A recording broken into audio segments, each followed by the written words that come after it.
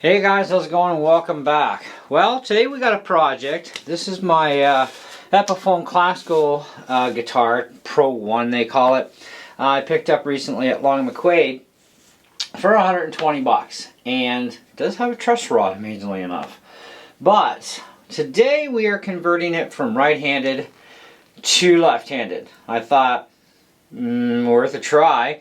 As far as the saddle goes, everything looks actually not too bad. It looks like we've got a little slight bit of an angle that may be a concern, but that's also why we're reversing the saddle on this thing, on the bridge.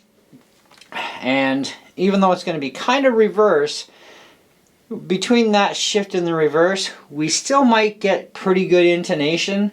Hard to say. Generally, if you're thinking about getting into classical guitar, you're going to buy either a left or right-handed model.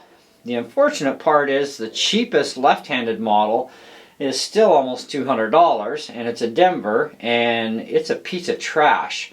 It's horrible. It's got a really super wide neck, which wide necks are common on classical, yes, but a little too wide for my taste. Reminded me of my classical one as a kid. The Pro-1 has a much more narrower neck, a lot like a guitar neck.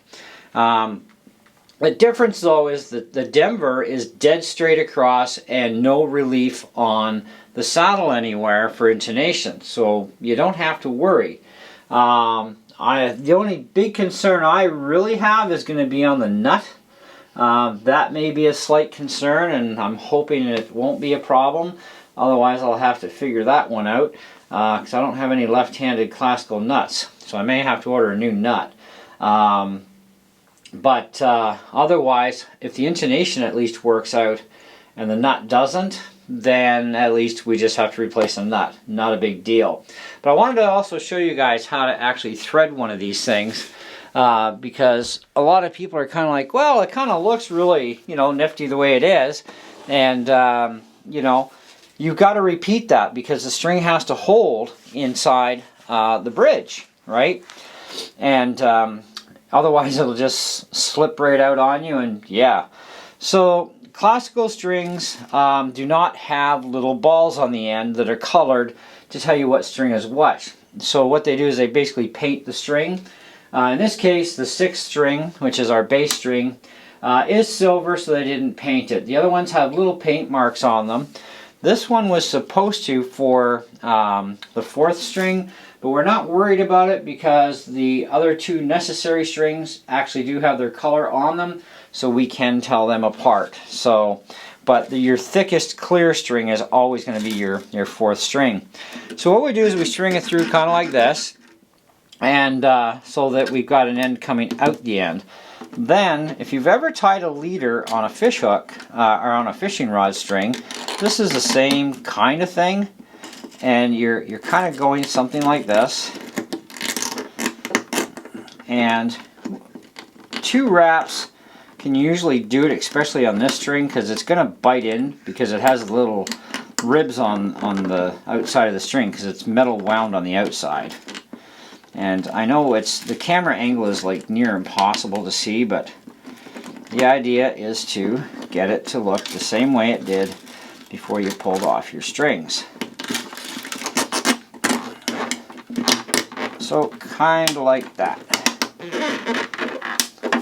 And that's how we get that to go in there.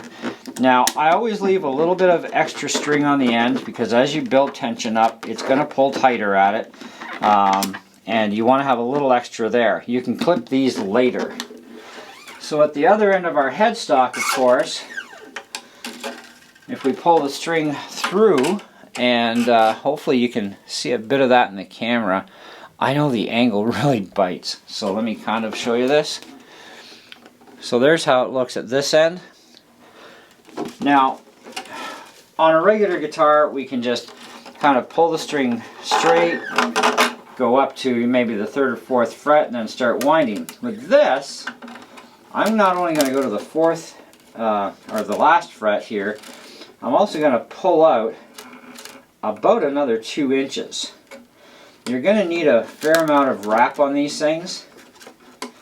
And so once you get that like that, then you're going to want to hold that in place kind of like that. And then we'll get our string winder, because this is the most critical areas right at the pegs.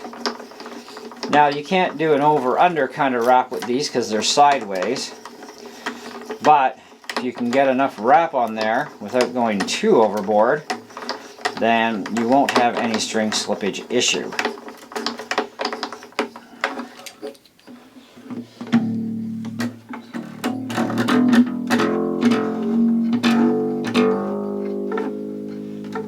Now, the first thing I want to do is get this other string on here too, so that the bridge sets even.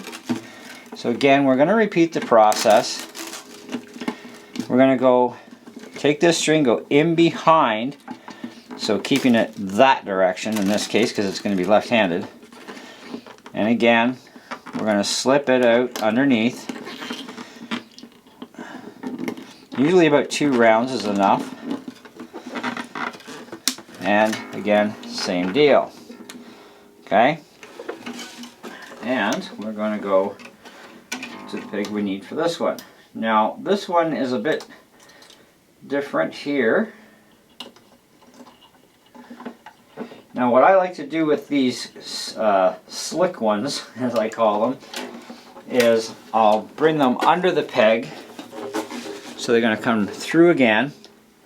And then I want to go through that hole again. Kind of makes like a lock. Because these don't have the metal on the end, we need to prevent slippage, and this is how we're going to do it. And then you'll notice you've got a fair amount here, which is okay. And again, we want to bring the string right over to the slot it's going to go to. Hold that down in place with our finger and start winding.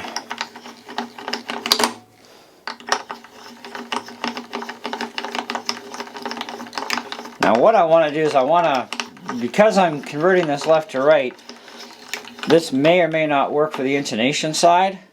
I want to get these 2 strings in here to hold the bridge down enough, and so I can also get it nice and even there. And I'm going to want to actually tune up these 2 strings to pitch and then check the intonation on them and see if they're good. So let me just tune this up real quick.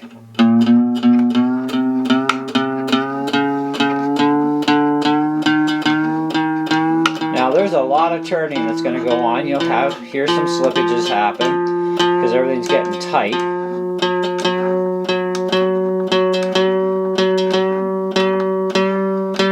Now nylon strings are they're going to take a long time to stretch into place before they hold really, really well.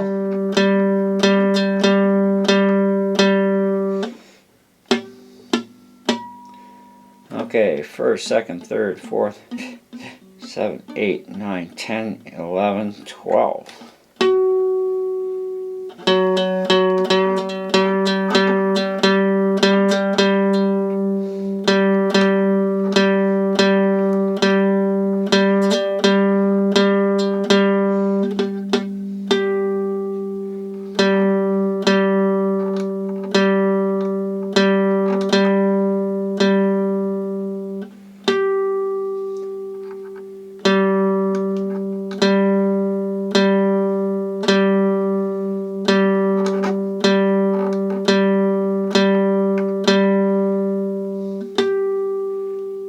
We might be okay. So let's get that E string done.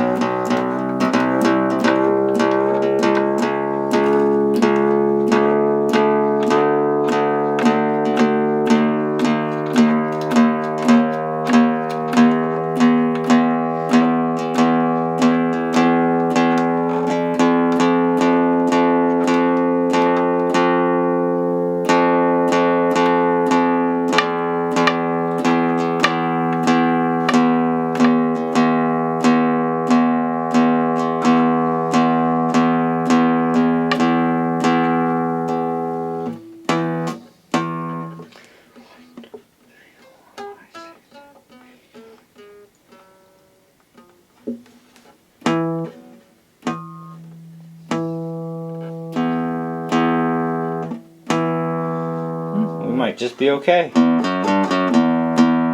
Alright, so I'm going to go ahead and finish restringing the rest of this off camera.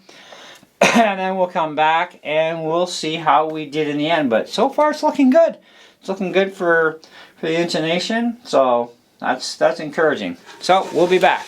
Okay guys, we are back. It is strung lefty.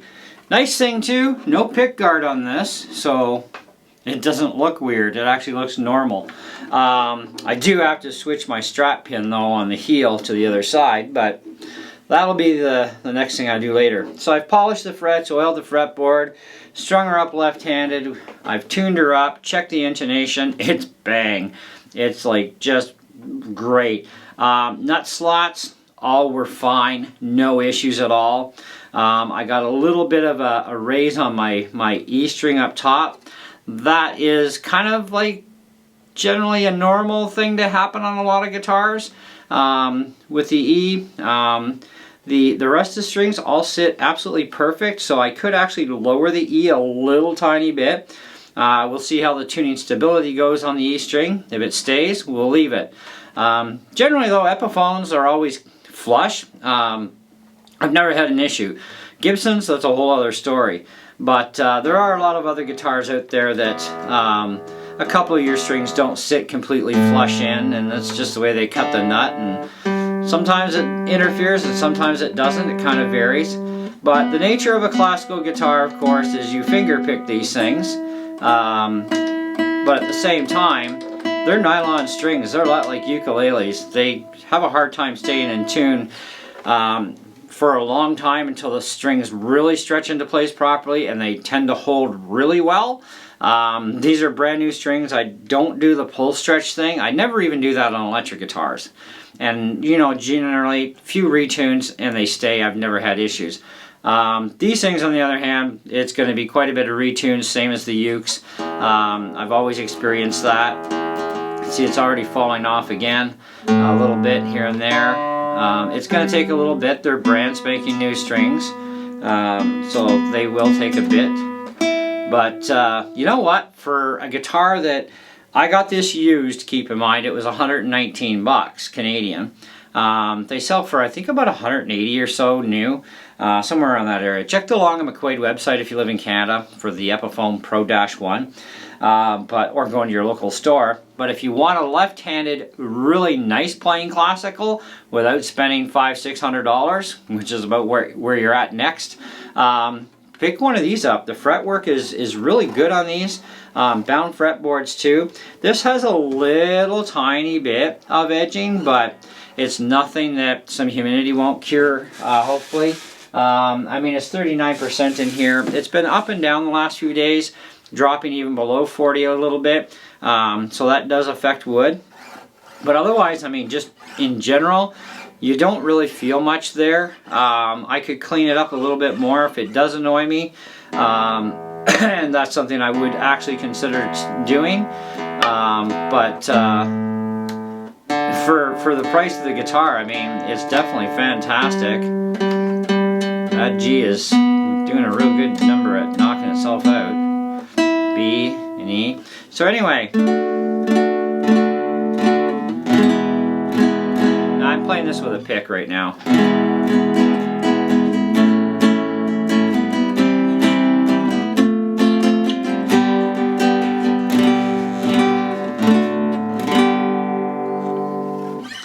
And we'll check that tuning again, which is whacked right out.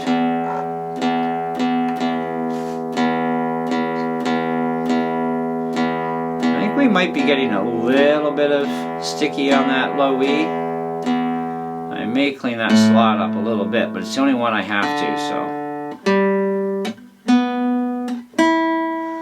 so. Okay, well, it's still staying.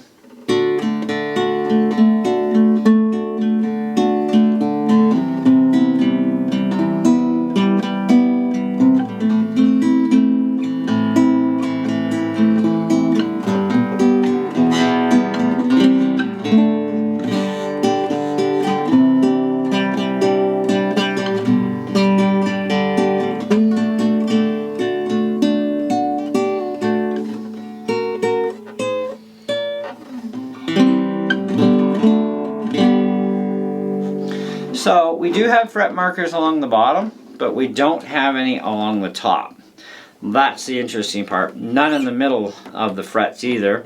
So it's going to be kind of a thing where you're going to have to learn your fretboard really easily because a lot of us rely on those little markers up top. Makes it so much easier. You know, like I know this is F, G, A sharp, B. I may actually install some markers along here just to, you know, be more visual for me. But otherwise,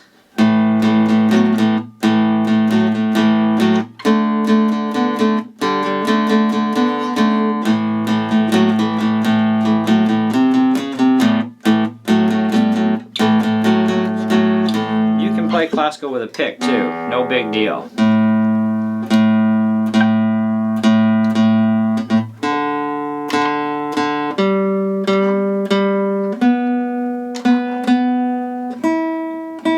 So yeah, brand new strings are going to take a little bit.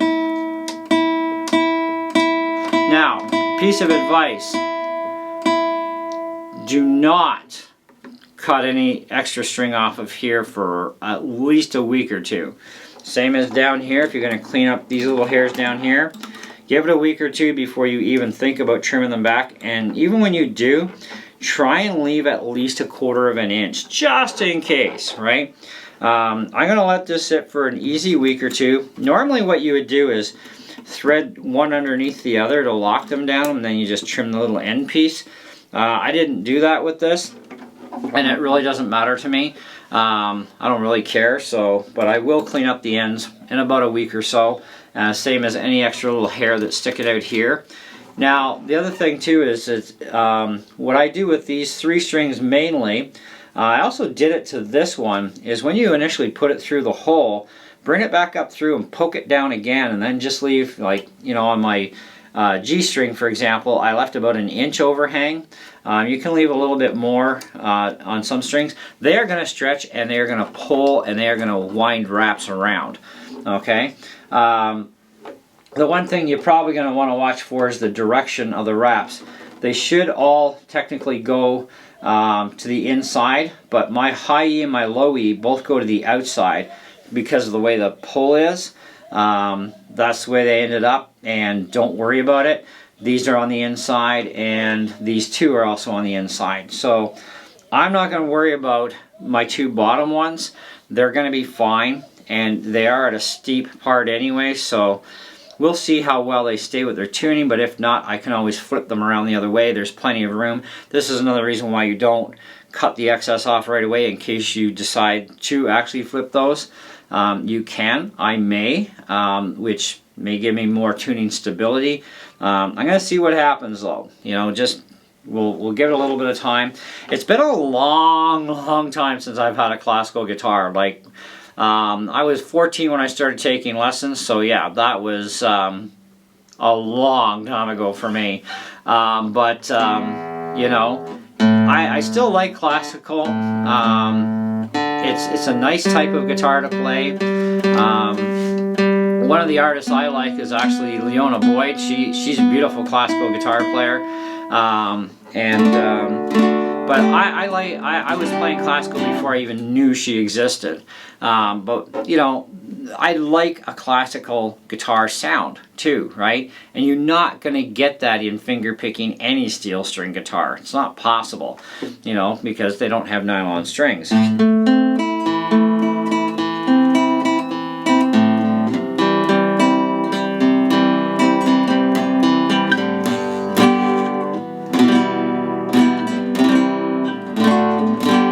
So, we have success. So even though there is a slightest of an angle, we flip the saddle anyways because we have to make sure we follow our radius again as well. So we have to make sure that the high side is now over here. Make sure that this is flush on either end of your saddle. So when you start tightening down these first 2 strings, that's when you want to make sure that's already centered, and it should stay fine for you. You don't have to do anything with the nut unless you really wanted to with that low E. Then you could, but I'm going to leave it for a bit, see how it does. The action height is actually really good, straight across on both sides. It's really nice, so that's a really decent setup that way. Now you cannot harm, we got a little bit of relief, we got about 8 or 10 thousandths. You cannot harm a ukulele or any nylon stringed instrument for that matter, converting from right-handed to left-handed or vice versa. Why you'd want to go the other way, I don't know. But because there's a lot of righties in the world, right? But there's not that many lefties when it comes to classicals. And, you know, we're starting at just under, you know, around that 200-ish mark for the Denvers, which actually are costing more than these. And the Epiphones are way better, like miles better than the Denver. As far as the classical stuff goes, I'll take an Epiphone any day. I did try a Denver left-handed, and like I said, I was not impressed. I really just couldn't take to that ultra-wide neck. This is a 2-inch wide nut, so it's actually more comfortable than a Denver guitar that's over 2 inches wide. So that makes a difference, especially with smaller hands being able to play. You know, you need a little bit more narrowness there, and the Epiphone just meets that bill perfectly. And yeah, we gotta retune again. Oh, yeah, the G is up. See what I mean by nylon strings? They can be a bit of a chore for a bit, but